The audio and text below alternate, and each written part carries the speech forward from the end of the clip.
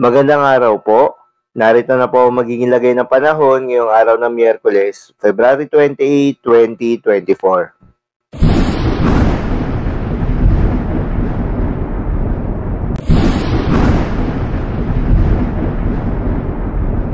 Sa kasalukuyan nga tayo sa pag-asa, itong northeast monsoon o hanging amihan ay bahagyakan lumakas at nakakaapekto hindi lang sa Luzon, pati na rin sa bahagi ng Visayas. Kaya asahan ng magandang panahon na may mga tsansa ng mahihinang pagulan. Samantala, sa bahagi ng Mindanao, nakakaapekto ngayon yung trough o yung extension ng low pressure area na nasa labas ng ating Philippine Area of Responsibility. Ayon sa pag-asa, itong low pressure area na ito, nananatiling mababa yung tsansa na pumasok ng ating Philippine Area of Responsibility at mababa rin naman yung tsansa na maging bagyo in the next 24 to 48 hours.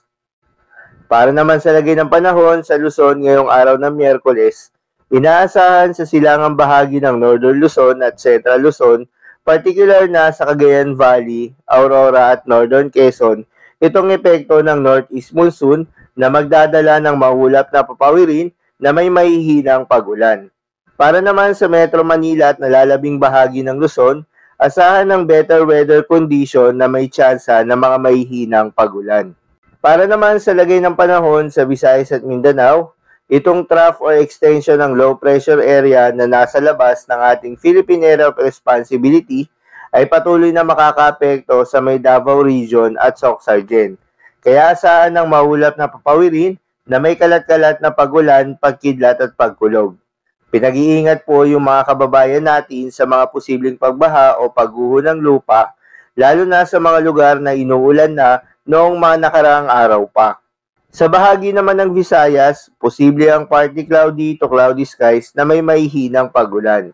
At sa nalalabing bahagi naman ng Mindanao, ay asahan ng partly cloudy to cloudy skies na may mga tsansa ng mga localized thunderstorms. Para naman sa lagay ng mga dagat baybayin, ayon sa pag-asa ay wala namang nakataas na gale warning sa anumang seaboards ng ating bansa.